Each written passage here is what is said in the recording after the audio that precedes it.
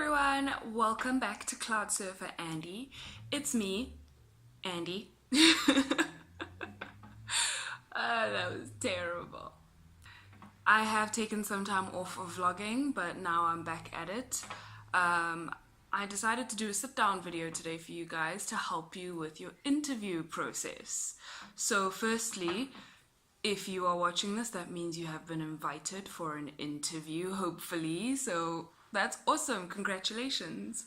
I have about 6 points that I want to go over of important things to remember for your interview.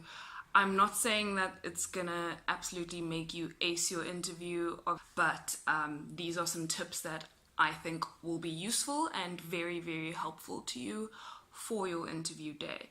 Whether you have a group interview for a company or you have a face-to-face interview, I think these are tips that will really help you either way.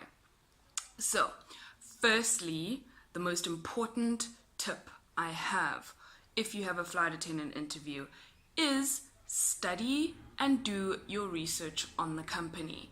When I say study, I mean because you generally would have already done your cabin crew license, so there is some knowledge that you should already have. I think it's a good idea for you to just go over those, go over your manual, go over your notes and everything like that, because they can ask you some safety related questions. They can ask you how to use an oxygen bottle.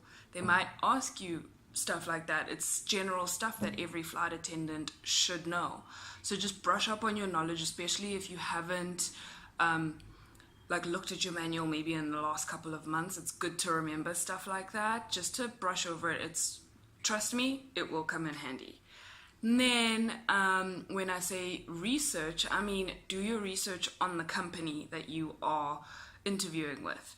They do expect you to know about the company. I have mentioned this in a previous video of mine, but just like with you, if you were interviewing somebody to come and work for you, you would expect them to know what the company is about. So they'll expect you to know what the company stands for, maybe who the CEO is, maybe how many planes do they currently have. If you happen to come across somebody that actually works for the company, maybe ask them what they like the most about working for that company, and see what it is personally for you that works, that you think is the reason you really want to be a part of that company.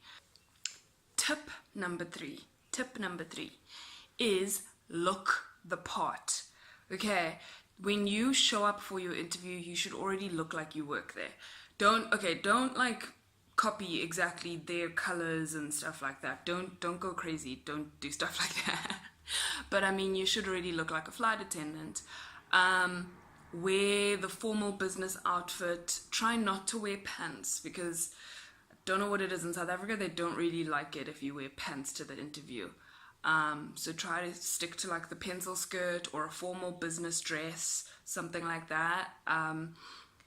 You can go for the typical black, black skirt, black blazer and white shirt, or you can try to mix it up a little bit.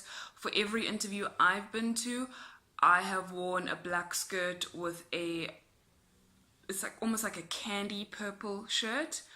I'll show it to you guys if I get a chance.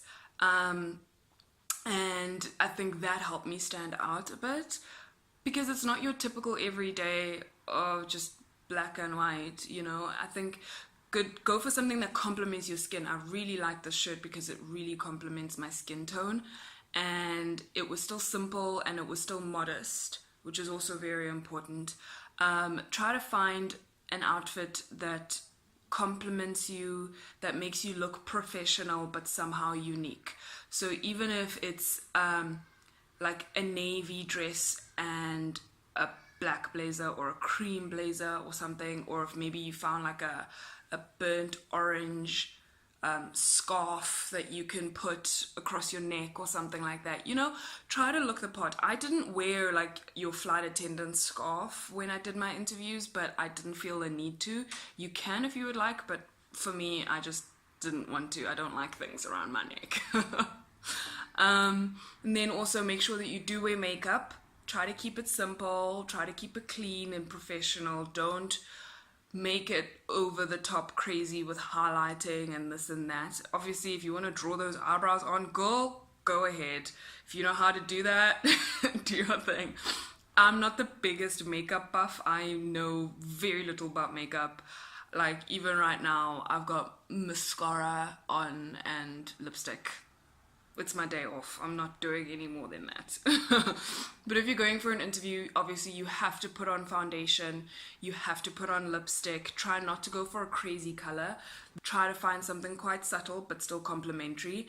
I said base. Wear a little bit of eyeshadow, something modest. Don't wear bright blue eyeshadow, and then some mascara, and you're good to go. If you want to add that little touch of highlight and this and that, then go right ahead. I don't know enough about makeup to do stuff like that, but if you do and if you want to do that, then go ahead. But don't go crazy with like long wings with your eyeliner. Don't do too much, you know. Also make sure that your nails are painted, either a nude or a clear nail polish or French manicure. Those are the three. Stay away from any other color, please. I beg you. Don't put anything glittery. Don't put any long nails on, like, you know, like the long, you know what I'm talking about. Try to keep it simple and clean. And then you want to wear some heels. Obviously, you're not going there in ballet flats or slops or something crazy. You're definitely wearing heels to your flight attendant interview. Just think about what a flight attendant looks like when you walk past them in the airport. They're obviously wearing heels. They're not 10-inch heels, but they are modest heels. But another tip I have to mention is try to bring some flats just in case. Whether you're driving to your interview or if you have to take public transport or something, it is always a good idea to bring some flats. Obviously, don't change into your flats while you're still in the building or like in front of your interviewer. You know, try to be more discreet than that. Put your flats in a bag or something. I drove to all of my interviews, so I always had a pair of flats in my car that I left. So I would still look professional getting out of the car and going to the car, and as soon as I got in the car, I just throw those heels off and put my flats right on. So that's what I did. I think it is a good idea, especially if you're going to take public transport and you just bought the heels that you're wearing to your interview. They probably aren't going to be that comfortable. Your feet are probably going to be killing you at the end of that day. So it's a good idea, as soon as you leave the premises, maybe put some flats on, and then you can walk to find your public transport or whatever the case may be, or to wait to be picked up by somebody. You don't want to do that in heels all day. Some people love wearing heels and they can do it all day. I'm not one of those people, so I'll take any opportunity I can to wear flats.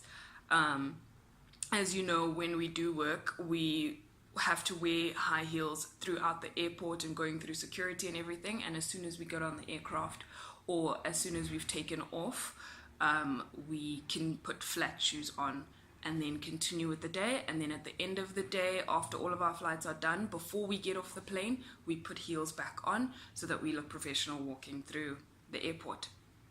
So that is what they expect you to also keep up with. Okay, point number 5, bring a snack, something quite discreet if you can. Because one of my interviews, we had to be there at about 8 o'clock in the morning, and this was a group interview situation, but we only went in to do the actual interview because there were so many of us. They had to split us into 2 groups, and the other group went in first, and we had to sit out and wait. They didn't tell us what time or how long it would take for us to eventually get in and do our interview, nor did they tell us if there was a place in the complex or whatever that we could buy food from. Obviously, all of us expected to just come in, do an interview, maybe a couple of hours, and then go home. So seriously, none of us brought food. We were starving, you guys. We were starving. I was dying. I hadn't eaten. I was so nervous for this interview that like I barely even ate dinner the night before. The next morning I just left home. All I wanted to do was beat the traffic, so I didn't eat. I didn't think of it. I didn't even think of picking up like a coffee on the way. Nothing. We only went into our interview at 3 o'clock in the afternoon after being there all morning and not having any food, not knowing that there was a canteen in the area or anything like that. It was crazy. I walked out of there in such a daze. It was terrible. So I highly actually insist that you bring a snack just in case they keep you waiting a little longer than anticipated. You don't want to be, just make sure that your snack is a little bit discreet. You don't want to be sitting there like taking out last night's spaghetti and trying to like fork it out and like chow in front of your interviewer or all these people that are watching you. Maybe bring something like a cereal bar or a packet of biltong or like a little box juice or something, just something like more modest, not something where you're like trying to get into it really. Like obviously if you have like a little homemade sandwich, that's also okay, that's perfectly fine.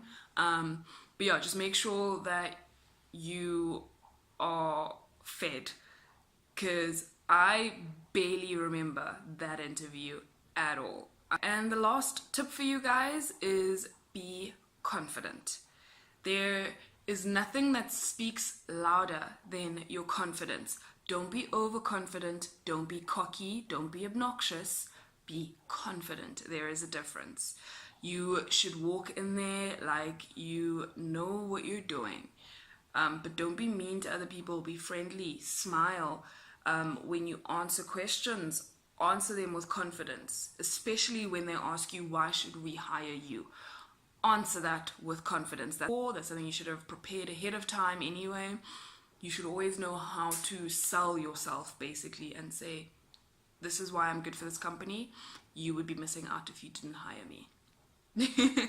You should have something like that prepared already. But yeah, just be confident in yourself. Be confident in the fact that this is what you want to do for a living. Be confident in the company you want to work for. And yeah, everything should work out well for you. I really, really hope it does, actually. So that's it from me, guys. I hope that this video has helped you. I hope that my tips have been insightful and that you learn something out of them, obviously. I'm doing this with the intention of just helping you be a little bit calmer and be a little bit more prepared for your interview, because it is so stressful and everybody does have doubts. Everybody does feel a little insecure when they're walking into a situation like that. And I'm hoping that this helps you be more prepared and just more at ease with what you're about to walk into. Okay, thank you guys so much for watching this video. I will see you again next time.